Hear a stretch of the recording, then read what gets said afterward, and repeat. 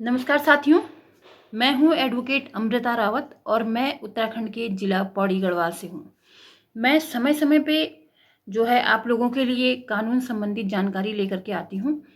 और जो भी latest judgement honourable supreme court के द्वारा होते हैं उन्हें मैं आप सभी के साथ डिस्कस करती हूं और आशा करती हूं कि वो आपके कहीं ना कहीं काम आए।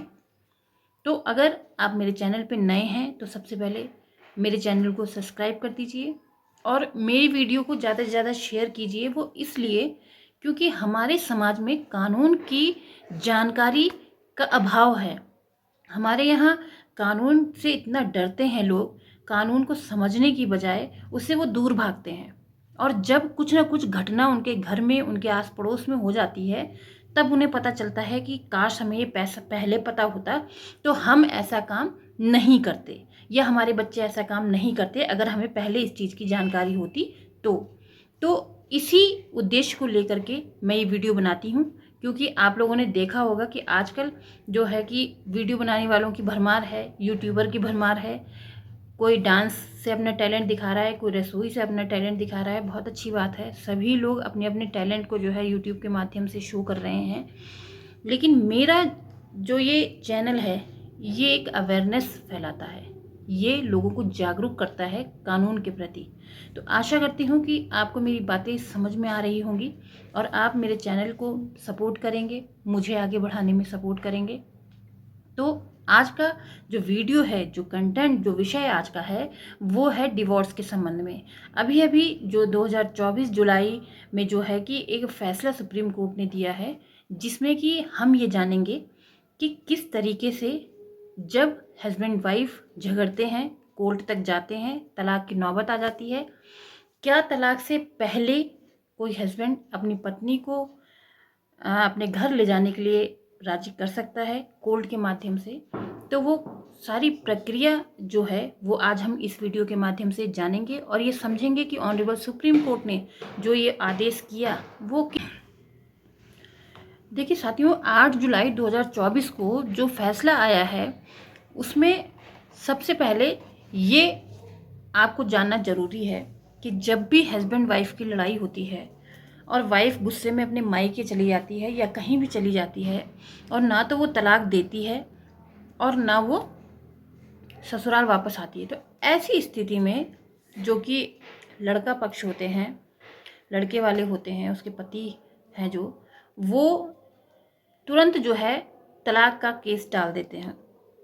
अब तलाक का केस डाल दिया है तो जब भी लड़के की तरफ से तलाक का केस पड़ता है तो मुश्किल होता है तलाक लेना, क्योंकि अगर वो क्रूरटी का केस भी डालें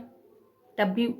साबित करना थोड़ा सा मुश्किल होता है। और कोर्ट और जो भी थाना या जो भी ऐसी संस्थाएं हैं न्याय दिलाने वाली, वो कहीं ना कहीं लड़की के ही पक्ष में होती हैं और लड़की का ही फेवर करती हैं, तो पुरुष की तलाक की याचिका खारिज कर दी जाती है। तो सबसे पहले मैं आपको सजेस्ट करूंगी कि अगर आपके घर में ऐसा कोई मामला है कि आपकी वाइफ कि बिना बात के मायके चली गई है, वो ससुराल नहीं आना चाहती है और वो तलाक भी नहीं दे रही है, तो आप तलाक का केस डालने से पहले आप सेक्शन 9 का केस कोर्ट में डालिए अपनी पत्नी को बुलाने के लिए। इसके बाद अगर आप तलाक का केस डालेंगे तो आपके 101% चांस हो सकते हैं कि आपको तलाक मिल जाए। देखिए, जैसे ही आप सेक्शन 9 की एप्लीकेशन कोर्ट में मूव करते हैं तो आपकी पत्नी को वहाँ बुलाया जाता है, उनसे पूछा जाता है कि आपके पति आपको अपने घर ले जाना चाहते हैं, आप क्यों नहीं जा रही हैं। और कहीं ना कहीं वो सेक्शन 9 जो पुरुष के फेवर में यानी कि उसके पति के फेवर में हो जाती है, जैसा कि इस केस में भी हुआ था। अब जब पति के फेवर में सेक्शन 9 हो जाती है और तब भी अगर महिला अपने ससुराल में नहीं आना चाहती है, नहीं रहना चाहती है, तब अगर पुरुष तलाक का केस डालता है तो उसको तलाक मिलना बहुत आसान हो जाती है। अदरवाइज आप ये मान लीजिए कि अगर आपकी तरफ से, आपकी मीन्स पुरुष की तरफ से अगर तलाक का केस पड़ा है तो 100 में से 10% पुरुषों को ही तलाक मिलती है, 90% के केस खारिज कर दिए जाते हैं। ये एक सत्य है। अब इस केस में भी ऐसा ही होता है। 8 जुलाई 2024 को जो ऑनरेबल सुप्रीम कोर्ट के द्वारा डिसीजन दिया गया तलाक के मामले में, उसमें भी यही हुआ। एक महिला थी, वो अपने पति से नाराज़ होकर जो है कि मायके चली गई थी, न वो उसे तलाक दे रही थी, न वो उसके साथ आना चाहती थी। तो जब पति ने किसी विद्वान अधिवक्ता की राय ली होगी तो उन्होंने यही उन्हें बताया, सजेस्ट किया कि आप सेक्शन 9 की एप्लीकेशन मूव कीजिए। जब पति के द्वारा सेक्शन 9 की एप्लीकेशन मूव की गई और पत्नी को कोर्ट में बुलाया गया, तो कोर्ट के द्वारा आदेश किया गया कि आप 3 महीने के अंदर ये सोच लीजिए, समझ लीजिए और 3 महीने के अंदर जो है आप अपने यहाँ अपने ससुराल में अपने पति के साथ जो है वापस जाइए। ये उसमें आदेश हो गया। पत्नी के द्वारा इसकी कोई अपील नहीं की कि कोई जो है इस मामले के अगेंस्ट जो है कोई भी कार्रवाई, इस आदेश के अगेंस्ट कोई भी कार्रवाई जो है नहीं की गई पत्नी के द्वारा। तो पति ने भी फिर जब वो 3 महीने तक आई नहीं, पति ने भी उसके बाद जो है डिवोर्स की एप्लीकेशन अपने संबंधित फैमिली कोर्ट में डाल दी। अब जब पत्नी ने देखा कि पति के द्वारा डिवोर्स की एप्लीकेशन मूव कर दी गई है, पत्नी को जो फैमिली कोर्ट में बुलाया गया, उससे पूछा गया, तो पत्नी ने कहा कि मैं वहाँ नहीं जाना चाहती हूँ। लेकिन फैमिली कोर्ट के द्वारा ये कहा गया कि आपका सेक्शन 9 में डिसाइड हो चुका है, आपके पति के फेवर में सेक्शन 9 हो चुका है, तो हम या तो आप इनके साथ जाइए, नहीं तो हम आपकी जो है डिवोर्स की पिटीशन आपके हस्बैंड की स्वीकारते हैं और आप इनका जो है आप दोनों का डिवोर्स हम करवाएंगे। तो जब ये बात पत्नी ने सुनी तो उसके बाद उसे जब याद आई कि मुझे जो है सेक्शन 9 का जो उसका आदेश बैक में हुआ था उसके लिए उसने अपील डाली,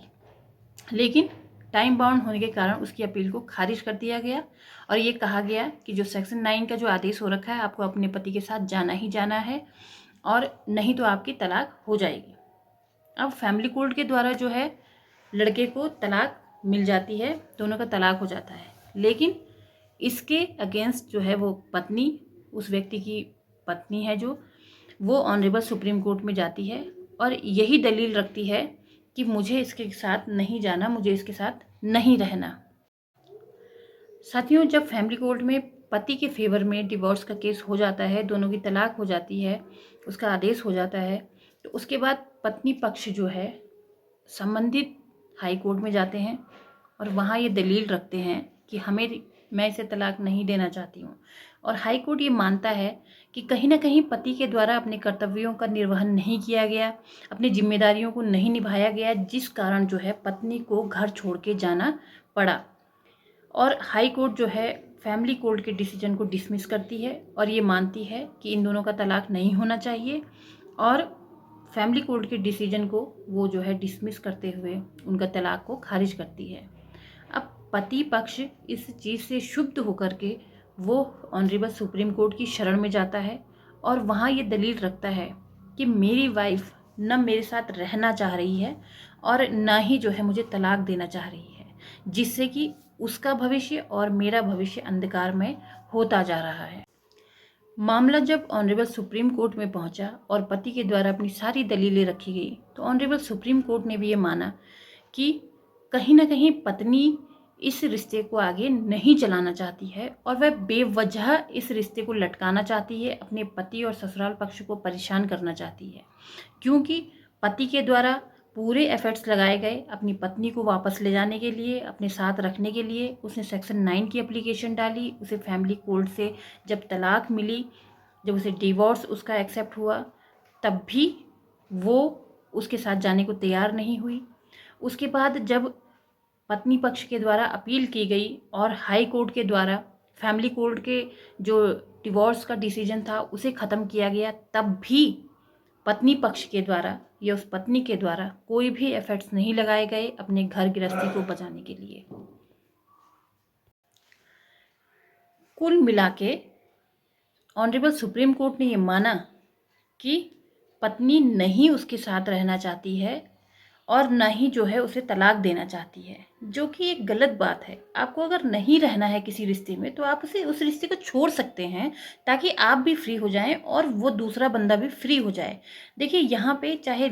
पत्नी है या पति है, दोनों पे ये बात लागू होती है कि अगर कोई भी एक पक्ष दूसरे के साथ नहीं रहना चाहता है तो बजाय किसी गलत कदम उठाने के कि आप सुसाइड कर लें या आप मर जाएं या आप भाग जाएं, इन सब चीज़ों से परे आप जो कानूनी व्यवस्था है उसे अपनाएं और डिवोर्स की एप्लीकेशन डालें आप अलग अलग हो जाएं, आप म्यूचुअल में डिवोर्स डालें। अगर आपको ऐसा लगता है कि हम दोनों साथ में नहीं रह सकते हैं, हम दोनों अलग अलग ही खुश हैं, तो आप म्यूचुअल में एप्लीकेशन डालें। बहुत जल्दी ये एप्लीकेशन डिसाइड हो जाती है और आप लोगों को डिवोर्स मिल जाता है। 6 महीने के अंदर ही आपको इसमें डिवोर्स मिल जाता है। लेकिन इस मामले में ऑनरेबल सुप्रीम कोर्ट ने भी ये महसूस किया, ये समझा कि जो पत्नी पक्ष हैं, जो पत्नी है, वो जो है बेवजह अपने पति को परेशान करने के लिए मामले को और इस रिश्ते को लटकाए रखना चाहती है, ना तो वह उसके साथ जाना चाहती है, क्योंकि कभी भी पत्नी के द्वारा कोई एफर्ट्स नहीं लगाए गए हैं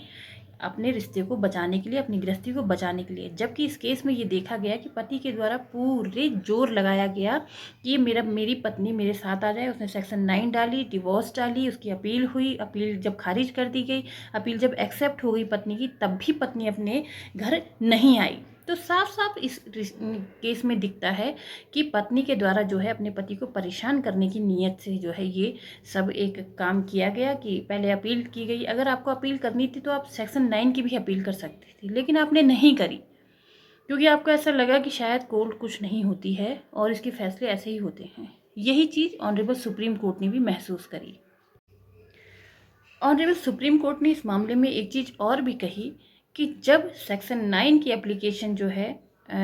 एक्सेप्ट होती है, उसमें ऑर्डर होता है, और उसके बाद भी यानी कि सेक्शन 9 के ऑर्डर के बाद भी अगर पति पत्नी अलग अलग रहते हैं, 1 साल तक अलग अलग रहते हैं, तो इन दोनों की तलाक जो है, अगर कोई भी तलाक की एप्लीकेशन लेकर के आता है फैमिली कोर्ट में, तो उसे एक्सेप्ट कर लेना चाहिए। क्योंकि जब सेक्शन 9 के बावजूद